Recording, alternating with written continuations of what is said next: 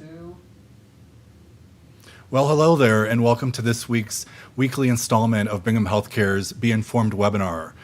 Just as a reminder, we are in a studio that we're safe distancing, social distancing from one another, and the reason that we're holding these online webinars, which I hope that everyone out there watching has been following, we've been holding them because we take great pride in holding seminars throughout the community, but because of everything going on this year, we've decided to just to be safe and to hold these, online and through Facebook. Just as a reminder, this is being shared on Facebook. You can also find it at this video on Brigham Memorial's YouTube page. And if you do see this on Facebook, please feel free to like it or share it with your friends and family members if you think that they would benefit from any of the health information that we'll be discussing today. And with that, I'm excited to introduce our guest today. Her name is Dr. Vanessa Cameron, and she is an OBGYN at the Pocatello Women's Health Clinic in Pocatello. Thank you very much for being here, Dr. Cameron. Thank you for having me.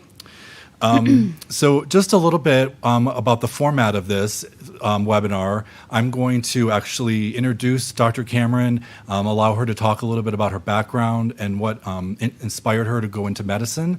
And then I have a series of questions from people who have been following us on Facebook and have asked questions, specific questions for Dr. Cameron, and she's going to be answering those questions. Also, to let you know, if you are viewing this on Facebook and you're not watching it live, you're more than welcome to submit any questions through the Facebook live feed, and we will be sure to respond. We will get those questions to Dr. Cameron and do our best to provide you with responses as well. So we just wanted to make sure that this is as interactive as possible, and we're really focused on answering questions that are of interest to you. So again, Dr. Cameron, thank you so much for being with us today. Dr. Cameron actually recently joined Pocatello Women's Health Clinic, and her patients can't stop raving about working with her as an OBGYN. And just for those of you that aren't aware, as OB focuses on obstetrics and GYN focuses on gynecology, more of a women's health side of things. And Dr. Cameron loves delivering babies. She's an obstetrician. She works with a lot of women and families during their pregnancies. It takes them all the way to birth and then afterwards. But we're going to be focusing a little bit more on the gynecological aspect of what Dr. Cameron is interested in today, just because there's a lot of really important women's health information that she'd like to be able to convey to you.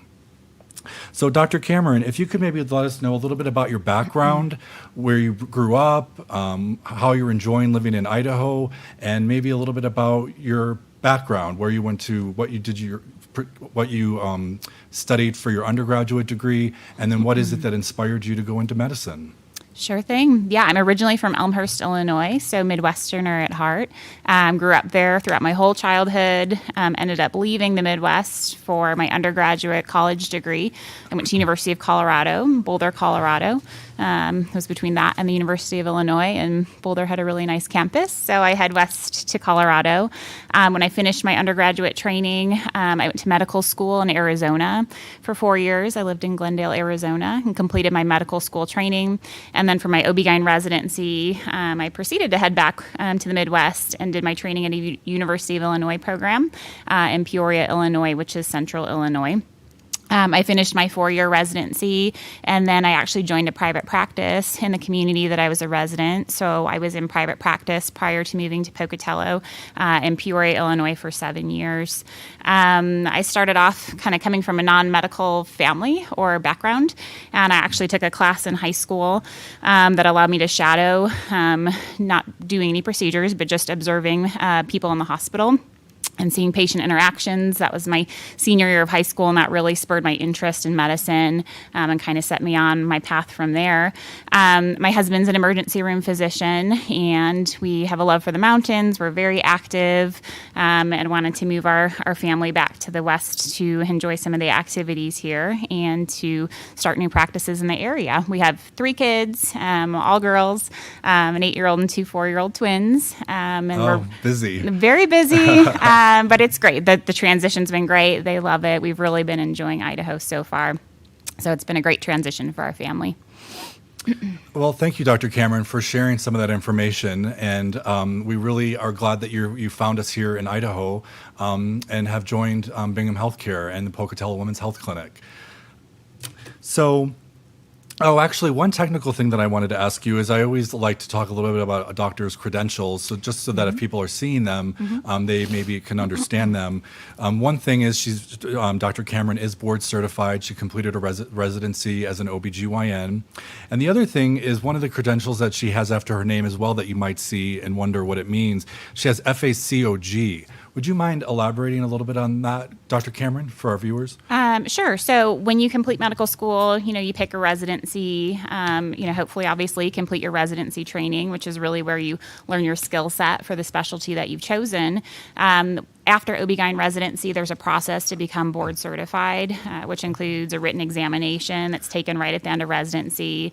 And then about a year to 2 years later, you take an oral board exam and actually fly to Texas, sit in a room with examiners. Wow. They ask you questions in real life about your real patients, privacy, obviously, but real patients, real outcomes, real surgeries that you've done, really to make sure that you are at the highest standard of care for your specialty and that you're a safe and evidence-based physician. When you complete this board certification, the FACOG means Fellow of American College of Obstetrics and Gynecology, which is really our specialty's highest level of education and honor that you've become board certified even after the completion of your residency training. You can be a physician and practice. If you're not board certified, you're traditionally considered board eligible. And so it's important, obviously, to look at your physician's credentials, and achieving board certification is really the highest level that you can achieve in the specialty that you've chosen.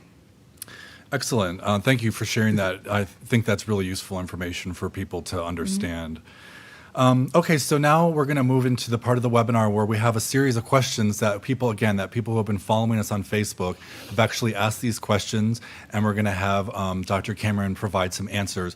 And I do always like to preface this part of the webinar just to say that even though Dr. Cameron is a doctor and she will be answering these questions, it's important that you actually go and see a doctor and be evaluated if there's anything medical that we're trying to address, because you always have to be seen in person to be able to just 100% confirm what a diagnosis may be or what a solution may be to a medical problem that you're having. So just so you know, she's giving her best advice, her best recommendation, but it's important that you're seen by an actual physician. And just to let you know, Dr. Cameron actually sees, and I'll repeat this at the end. I'll repeat this at the end of the webinar. But Dr. Cameron sees patients in Pocatello. She sees patients at Pocatello Women's Health Clinic, which is a member of Bingham Healthcare again, and the address for that is 777 Hospital Way. And the phone number for the Pocatello Women's Health Clinic is 208-232-6100. Again, 208-232-6100. Okay, so Dr. Cameron, one of the first questions that we've been asked by a viewer is, what is the recommended age for your first female gynecological exam for like a pap, smear, or physical? So this is a great question, and one that I actually get asked a lot by a lot of my patients that have adolescent daughters. So the first age for a pelvic exam traditionally is recommended at age 21 routinely, and this is just strictly from a preventative care standpoint. So certainly, we do pelvic exams on, younger teens, adolescents, if there's a concern. But just from a straight preventative care standpoint, it's traditionally recommended to start seeing a gynecologist and having a pelvic exam included in your physical exam starting at the age of 21. This includes a pap smear test, and that's irrespective of how many sexual partners or if the patient is sexually active. But the pap smear traditionally also starts at age 21. Again, I do pelvic exams and testing on patients that are younger than 21. That's generally based on a concern if there's a period issue, heavy bleeding, discharge concern, or concern for infection, to do appropriate testing. But traditionally, age 21 is just when preventative care, routine pap smear testing is recommended to begin. Okay, excellent, Dr. Cameron. The next question that we have is, it's somewhat similar, but how often should a 38-year-old woman get pap smears and women's annual women's exams? Yeah, so this has kind of confused patients, I'd say, in the past, 5 to 10 years. Kind of back several decades, we used to do pap smear tests every single year. And the ASCCP, which is the organization that puts out guidelines as far as pap smear screening frequency, changed those guidelines such that we don't necessarily always recommend having a pap smear every single year anymore. So generally speaking, if you're having normal paps, you're a low-risk patient, you could potentially be screened with a pap anywhere from every 3 to 5 years, depending on those guidelines. Interestingly, though, the yearly exam is still a yearly exam and intended to be done every single year. There's value in the yearly exam outside of just showing up for a pap test, counseling about immunizations, Gardasil vaccines, flu shots, a breast exam's traditionally done every year. Breast cancer is 1 in 8 women, so we pick up on abnormal findings there. And the second part of a pelvic exam, we traditionally do a pap in the first part. The second part of the exam is an exam to help feel the ovaries, the fallopian tubes, to feel if there's pelvic masses. So there's really a lot of value in getting an annual exam, even if a pap test isn't necessarily part of that every single year. Okay, and then to add on to that a little bit, you mentioned it briefly, but how often do you recommend women get mammograms, and starting at what age? So there's a couple different guidelines for this, and there's not always a consensus. Generally speaking, most OB-GYNs tend to side with the American College of Obstetrics and Gynecology in their recommendations. They're also called ACOG. ACOG recommends that women over the age of 40 and beginning at the age of 40 receive an annual mammogram. That's different if you have a family history with a first-degree relative of breast cancer. If you have genetic predisposition to breast cancers, that would change those screening guidelines. But for an average low-risk patient, traditionally age 40, and annually thereafter is recommended for mammogram breast screening. And to add on to that, I know that a lot of our providers, our women's health care specialists, provide hereditary testing for cancers. Is that something that you do or you recommend, or what do you think? Yeah, that is offered in our office, and that's really important. And it's really important to try to know your family history, ideally even, before you get to your appointment. And that's part of the yearly exam and the conversation. Are there new diagnoses in your family over the preceding year? People may be, surprised to hear about colon cancers can actually run together with some of the female cancers, specifically ovarian cancer and endometrial cancer and colon all fall together. So, we're able to put those things together and decide if you may be at elevated risk and if you would meet criteria for testing, which is helpful information to make sure that your care is really tailored to you, and from a preventative care service that you may be eligible for screening sooner, more frequently, things that would allow us to be more proactive with your health if we think there's a genetic, risk at baseline of you being at elevated risk for some of these cancers. Okay, and just to elaborate a little bit, the hereditary test actually test for cancers that are hereditary within your family, and the test can actually let you know if you're predisposed to potentially developing that type of cancer or specific types of cancer or cancers. Is that right, Dr.? Yeah, correct. So one that's probably more commonly known in the population are Braca or Brca genes, and these are genetic, markers that are passed on through families that we have the ability to test for. If you are a Braca or Brca carrier, there's 2 types, either 1 or 2. You're at significantly increased risk of breast cancer, and depending on your Braca 1 or 2 status, maybe at increased risk of ovarian cancers and some additional cancers. So, for example, if we know one of our patients who may be younger than 40 and not otherwise eligible for breast cancer screening, it has a BRCA2 gene mutation, you'd be eligible for earlier screening, and traditionally that also involves some breast MRIs to alternate between mammogram and MRI. So it kind of changes the landscape as to at what point do we start screening, how frequently do we screen you, what imaging studies do you need. Okay, awesome. Thank you, Dr. Cameron. So the next question that a viewer has asked us is, how early can periods start? So there can be some variation with that. General thought process is it's normal for a period to start 9, 10, 11, 12. That's pretty typical. There's some variation in there just based on family history, genetics, body habitus. So there are certainly some variables played into that. But on average, generally 9, 10, 11 in that age range is very typical to start a first period. Okay.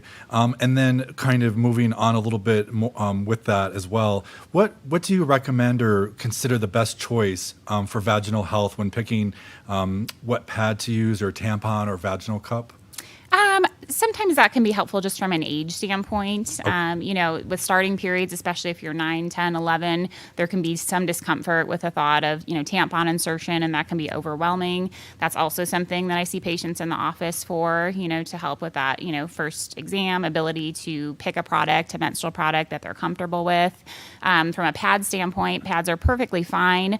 Issue with pads is just frequent pad changes. If they're on too long, especially if, you have an adolescent or teen at school, that can be pretty irritating to the external skin. You can almost get a dermatitis, kind of like babies get on their bottom. So menstrual cups have kind of come in more into favor lately, and they're more popular than they previously were. And this is a great option for patients that are comfortable with them. So really it's just, finding something that you're comfortable with that provides good hygiene, comfort level, that, you can go to school or work, not have accidents, not increase risk of infections by use of the products. And that's something that obviously we can help you navigate to, and find something that you're ultimately comfortable with.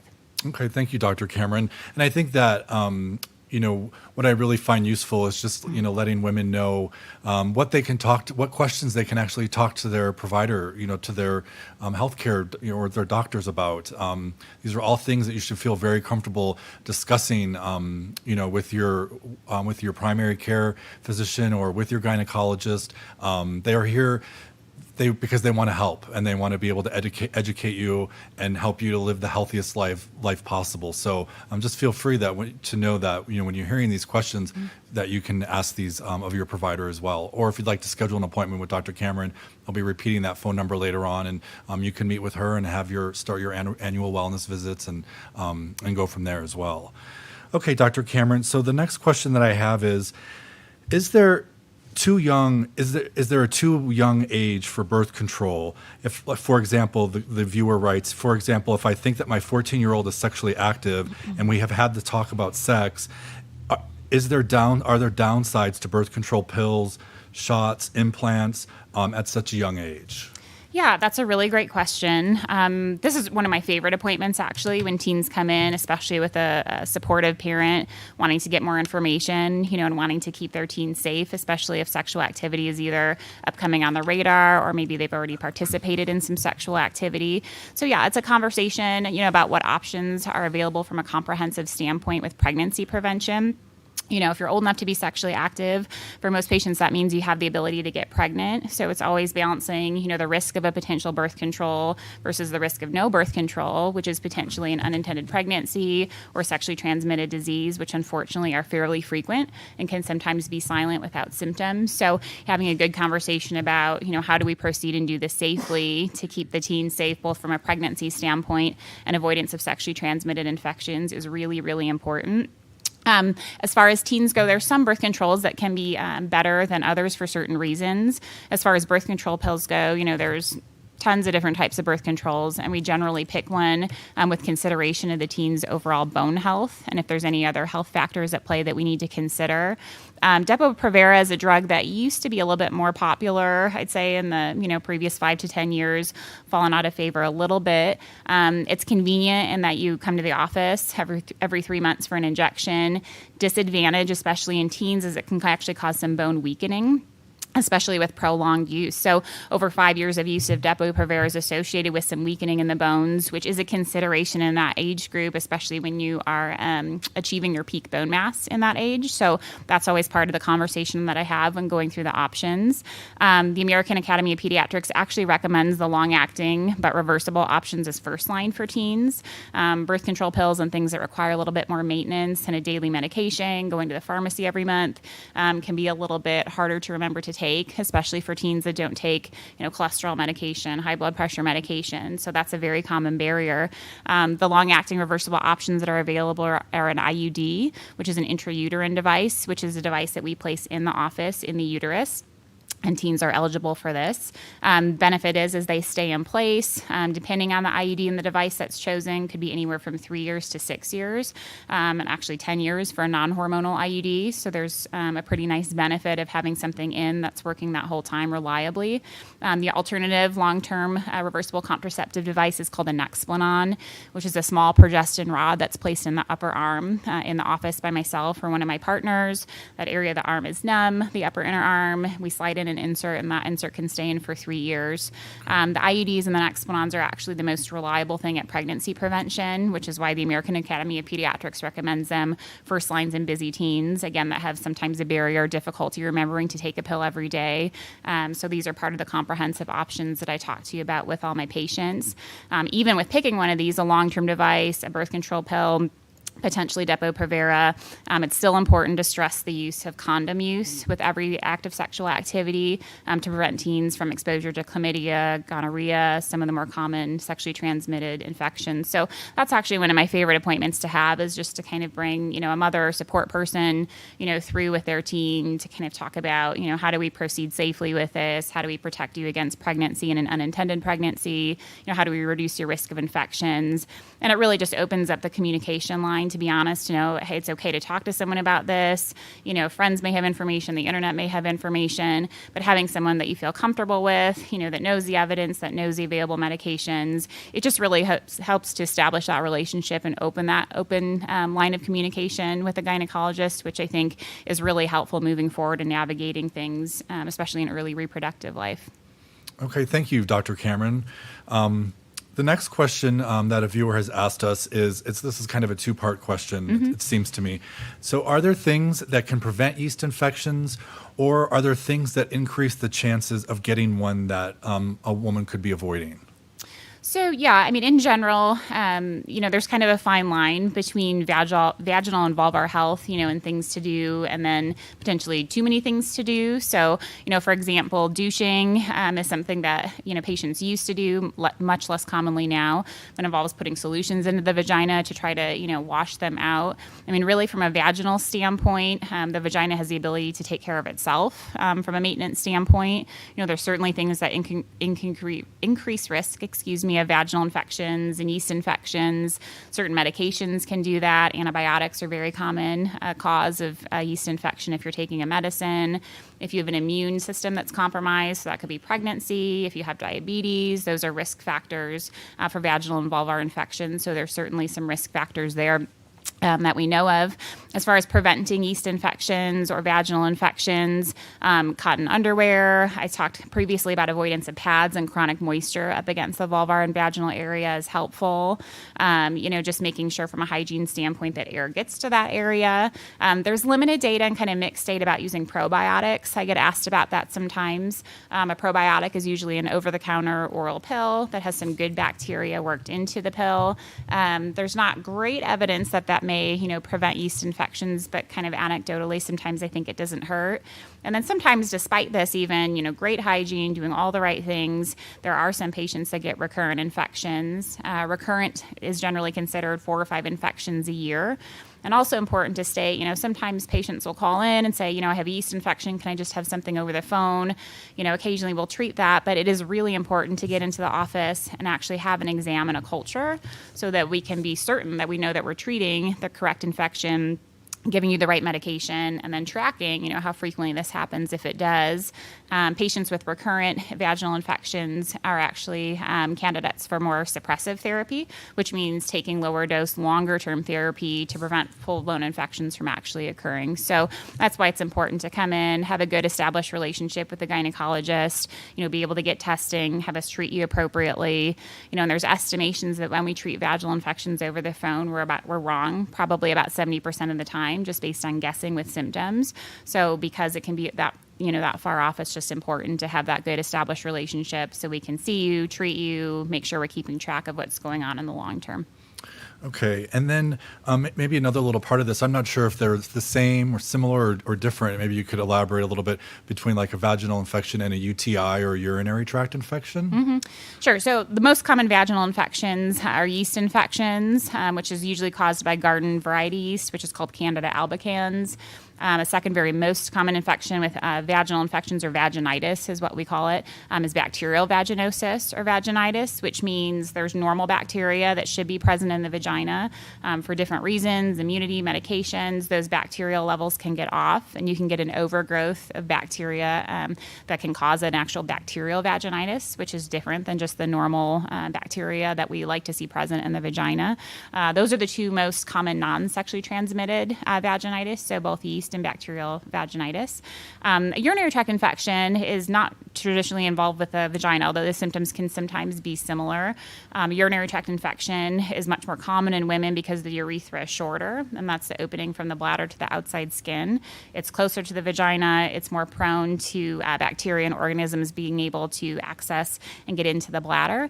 And so UTI is actually a bladder infection or infection in the urologic system, not a vaginal infection. Symptoms of UTI are usually burning, urinary frequency, which means having to urinate more frequently, sometimes small volumes, not being able to feel like you can empty your bladder completely. Sometimes fever or chills or more systemic full body symptoms can happen with a UTI. That's really of critical importance, that if you think you're having urinary tract symptoms, that you come in, give a urine sample. We send it for culture, which is important. They tell us if there is actually a UTI there. And if so, which organism or bug is causing your UTI? Not all antibiotics can kill and cover the same bacteria and infections. So by giving a urine culture, that gives us the information we need to make sure that you're on the correct medication to actually get you on the road to feeling better. Okay, and then maybe a little bit further to what they had asked before, is there anything that people can do to prevent UTIs? Like, for example, I've often heard of drinking cranberry juice on a daily basis. Yeah, cranberry. Potentially not on a daily basis, Okay. but that can help with the urine, especially if you think you have early signs of a UTI. Emptying your bladder, not waiting too long and having large volumes of urine in your bladder is also helpful. When the urine sits for long periods of time, that's called stasis, and bacteria can cling on to that more frequently. So not going really long stretches without emptying your bladder is important. Hydration, your urinary system loves hydration, which not sugary substances, not sodas, but water and things to kind of continuously flush things through. Post-intercourse, that's really important to get up and use the restroom. Again, because in females, the urethra, the opening of the bladder and the urinary system is pretty close to the vagina, just in all women with our anatomy. We're at more increased risks, especially after intercourse, of a urinary tract infection. And so when you get up and urinate after intercourse, that helps to wash some of the bacteria away from being able to climb up towards the bladder, and actually can help prevent urinary tract infections as well. So those are the biggies, I'd say. Up after intercourse, good vulvar hygiene, hydration is really super important for urologic health. Okay, excellent. Thank you.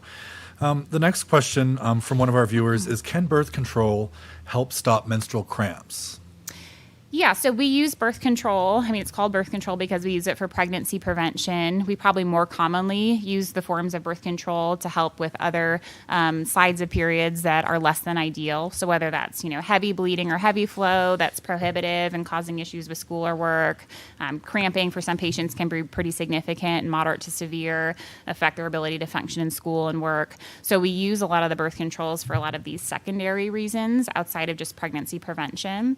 Myself and all gynecologists have plenty of patients that maybe, let's say, have had their tubes tied for birth control, or their partners had a vasectomy as far as their birth control method, but then we end up using different forms of birth control to help control their heavy periods still, or their persistent cramping. So all of the birth control methods have varying degrees of ability to control these things, and that's largely just dependent on patient preference, conversation in the office about your medical history, what works best for you in your lifestyle, what are you most able to remember, what's easiest for you, and what's going to improve the quality of your life. But yes, we use birth control really frequently, just as frequently as we do for just straight pregnancy prevention, as we do for those secondary benefits. Okay. And then moving along, are there things to help the symptoms of menopause this person if they think that they're in perimenopause, like a hot flash stage, or are there tests to determine if someone is perimenopausal? And maybe you could describe what perimenopause is and then kind of go from there. Sure. So menopause is probably a good place to start with that. So menopause traditionally means that your periods have stopped for a full year. And so we don't actually know that you're menopausal until you hit that 1 year mark. So it's what's called a retrospective diagnosis, meaning we know you're menopausal when you get there after that 1 year of no periods. Perimenopause is the time period around menopause. So both, 5 to 7 years prior and 5 to 7 years after menopause. There's some changes that can happen in cycles, in mood lability. You can start to see some changes in symptoms with sleep, irritability.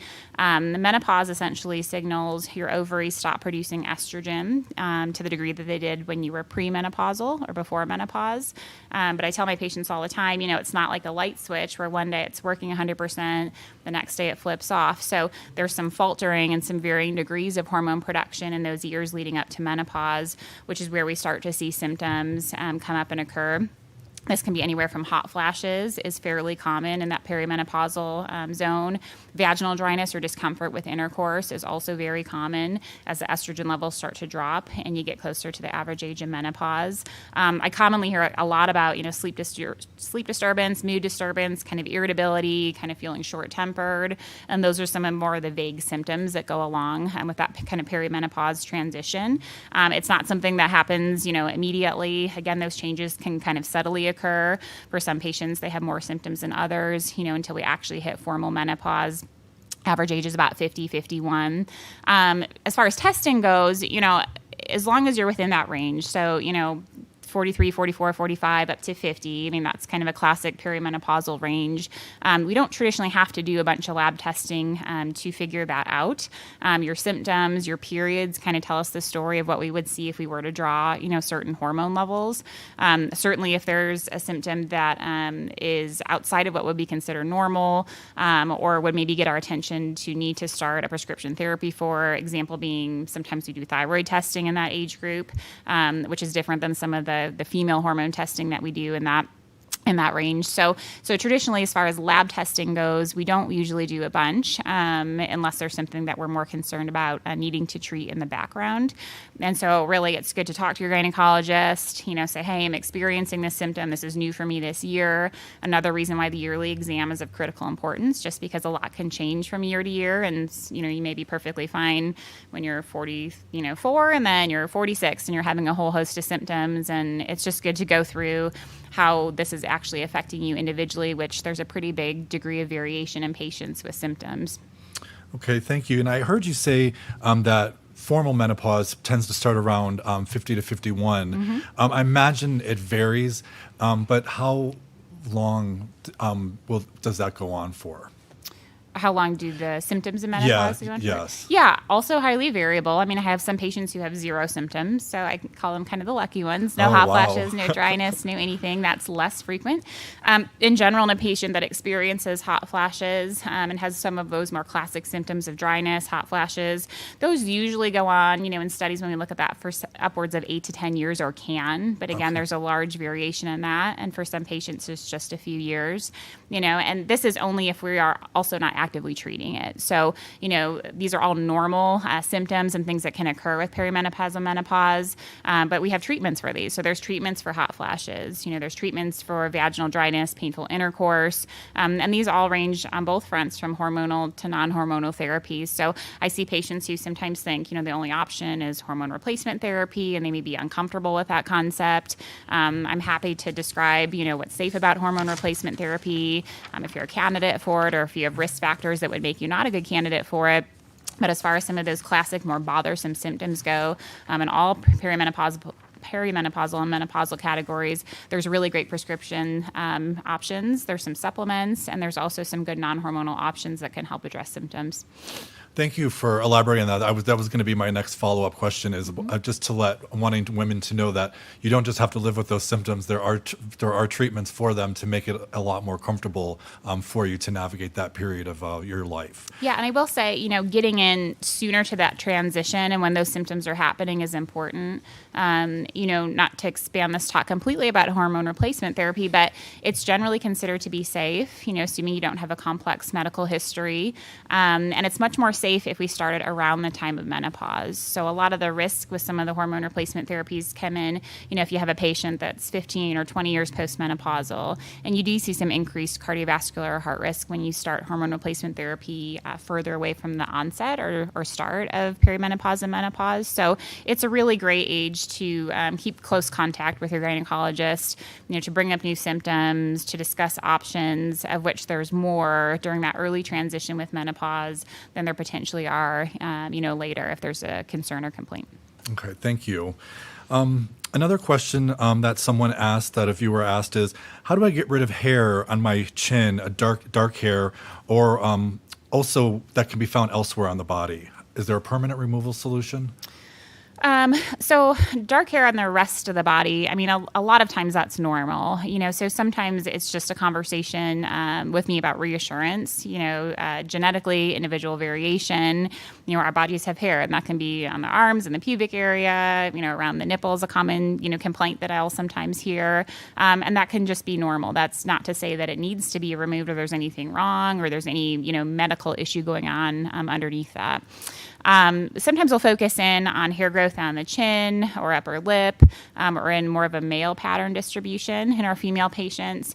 That can sometimes be worked into a diagnosis of polycystic ovarian syndrome, but not always, especially in teens or if there's new symptoms. That's an important time to touch base with your gynecologist too. So we can help to determine, is this just kind of normal genetic variation? Is there something that would require testing, that would change with what we would do? Do we think we have a teen or, young female with polycystic ovarian syndrome where you can see some chin hair and some increase in that male pattern distribution if some of the hormones are off. So that's a good conversation to have.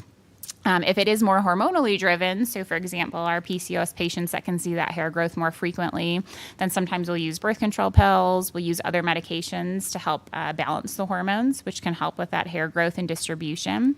If it's, maybe not hormonally controlled or mediated, there are some topical medications, which are generally prescription, that can help with hair removal. Kind of the be-all ultimate for hair removal tends to be laser hair removal, which is a series of treatments that's designed to permanently remove hair in different areas of the body. That again, I think it's helpful to kind of understand first, okay, is this a change for me? Is this normal, abnormal? And then determining if we need to do something medically or if it's something that's more of a cosmetic issue and preference to remove the hair on a permanent basis. Okay, thank you, Dr. Cameron. One of the topics that I know that we haven't really addressed is the types of surgeries that you perform. Obviously, as an OBG, you deliver babies. But from a gynecological perspective, what are some of the types of surgeries that you perform that people might want to see you for to have that surgery? Yeah, so as gynecologists, surgeries are bread and butter. When you see us for an issue or a problem, there's certainly, medical options, but a lot of times there's some really great surgical options that patients can pursue to help with the issue. So some of the more common surgeries that we perform as gynecologists are hysterectomies, which means removing the uterus, the cervix, sometimes the fallopian tubes and ovaries, just depending on the patient's age and situation. These can be done minimally invasive, and we prefer that they're done minimally invasive just so the patients can recover more quickly. I do a lot of laparoscopic surgery, which is small incision surgery. So small incisions about the width of your pinky finger on the outside of the belly. And that's a really nice minimally invasive way to approach things so that the recovery is shorter, you're in the hospital less long, your risk of infection is lower. So hysterectomy is a pretty common, very common bread and butter gynecologic surgery that we perform. I see a fair amount of patients that will have bleeding after menopause, which is never considered normal. And a lot of times we'll do a workup for that. And we do procedures where we look with cameras on the inside of the uterus to assess if there's polyps or abnormal lining, something that needs to be biopsied if there's a problem. There's a whole list. Abnormal pap smears, sometimes we'll come at that surgically if there's a bigger area of the cervix that needs to be removed. As far as problems go, heavy bleeding, cramping, or sometimes it's just as easy as a patient wants permanent sterilization, and that can also be a laparoscopic procedure to tie fallopian tubes, remove them. So the breadth of gynecology is nice with surgery, in that it can be, outpatient surgeries that we do, or some of the bigger surgeries like hysterectomy, that are really gratifying and improve the quality of our patients' lives. Okay, thank you. And when you talk about performing surgeries minimally invasively, do you use the Da Vinci? Yeah, so I'm a certified multi-port, which means 3 incisions, or at least how I do it. Okay. Robotic surgeon. I'm also a single-site robotic surgeon. I was trained on the robot in my residency, and then had a pretty large and robust robotics practice in my previous practice in Illinois. So I've been doing robotic surgery for 10 years, and that confuses patients. Sometimes I'll have patients say, well, does that mean a robot's doing my surgery and you're in like the doctor's lounge? And so my best way to describe that is, traditional laparoscopic small incision instruments kind of move in about 180 degrees, and robotic instruments move more in 360 degrees. So it's not needed for every surgery, including every laparoscopic surgery. But if there's a surgery that requires a little bit more precision, I find it to be a really excellent tool. So it's just another tool that I found to be very impressive, help with recovery. My patients have always done great. So it's a really awesome technology. But I am in the room performing the surgery, not in the doctor's lounge and the robot's doing it. It's basically just an advanced laparoscopic technique. Thank you. And as when I write about robotic surgery, I always have to elaborate on that as well, just to make sure that people are clear. I just think of the robot as an extension of the doctor's. I think my perspective is, I think of it as an extension of the doctor's hands, and they're able to make while the doctor is controlling the Da Vinci, for example, they're able to make much more precise cut, or much more precise incisions that wouldn't be possible with the human hands. And that's what makes it minimally invasive, is because then you can recover a lot faster, and it's not as it's just much more advanced. Is that correct, Doctor? Yeah, absolutely. I mean, I think I botched that. No, it's okay. Yeah, when you're in residency training, I think even if you're trained in laparoscopic surgery, kind of your default, or if something can't be done safely, is to do open surgery, which is to make a bigger belly incision. Sometimes that's a bikini cut incision, like we use for C-sections. Sometimes that's a different up and down incision. But the benefit of the robotic device is that you can actually see. So you're right up against what you're working with. You're not operating from a distance. That includes if you've had to make a bigger belly incision, you're operating still from 12 or 18 inches away. So the robot has the ability to really be, the best visualization that you can really have. I mean, you are in there, you're looking exactly at what you're working on. You have instruments that move in all degrees. So, I mean, to that end, that precision really can't be matched, including in an open procedure where you open the belly, because your visualization is actually better, in my opinion, in robotics. Okay. One of the things that I haven't asked you about is, I don't know, since you've started at Bingham, or at the Pocatello Women's Health Clinic, have you been using the telehealth medicine at all? I have not. Okay. I have not. Yeah, I did use that in my previous practice. I definitely think there's a place for it. And, maybe a place here again regionally with things to keep things safe. I think whatever we can do to maintain open lines of communication, to not have gaps in care, we've had to get a little bit creative with that this year, but that's not to say that we can't. And, the telemedicine option is great for patients that don't physically need to be in the office for an exam, for medication, questions, for, even surgery counseling if you've previously done an exam. So it's a really great option, obviously, to try to keep people safe and the volumes down. And, it's a really great and creative tool that we've had to use this year. Okay. So, Dr. Cameron, we've reached the end of the questions from our viewers. I was just wondering, we've had a really great conversation, and again, I really appreciate you taking time out of your busy schedule to meet with me today. I was just wondering if there's anything that has come up, anything else that's come up that we haven't talked about that maybe you would like to talk about. I'm happy that we touched upon, coming in for your yearly. That's important to me. And, I can't tell you how many times I see patients and do their exam and they go, great, see you in 3 years. And I Oh, no. always tell them, no, the yearly exam is in fact yearly. It's the PAP part that's spaced out. So I think we have confused some folks with that as we've gone with the change in the PAP smear screening guidelines. So I think that's really important. Really bottom line, I think it's just really important to stress, find someone that you're comfortable with, find someone that you can talk to.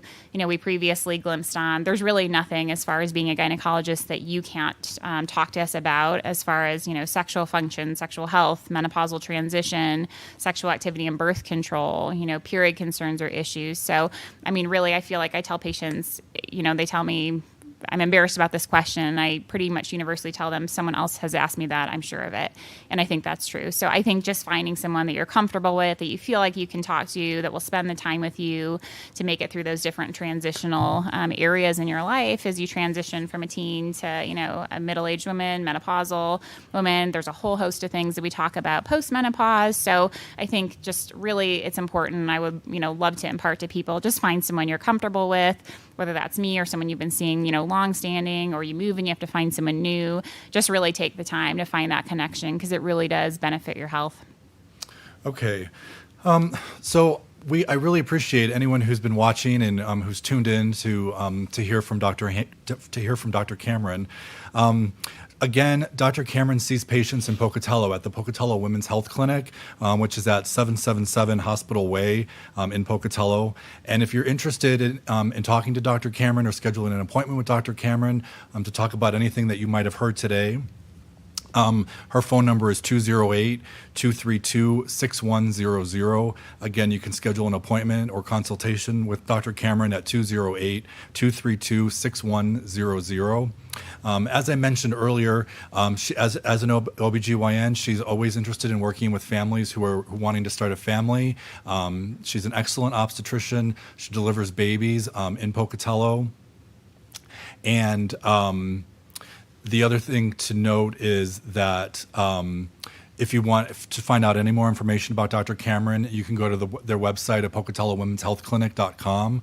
Again, Pocatello Women's Health Clinic, all one word.com. And there'll be a lot of additional information that comes up on the website. So again, Dr. Cameron, thank you very much for being with us today. Yeah, thank you so much for having me. This is great. And with that, from Bingham Healthcare, we hope that everyone continues to stay safe, happy, and healthy. Again, thank you for joining us today.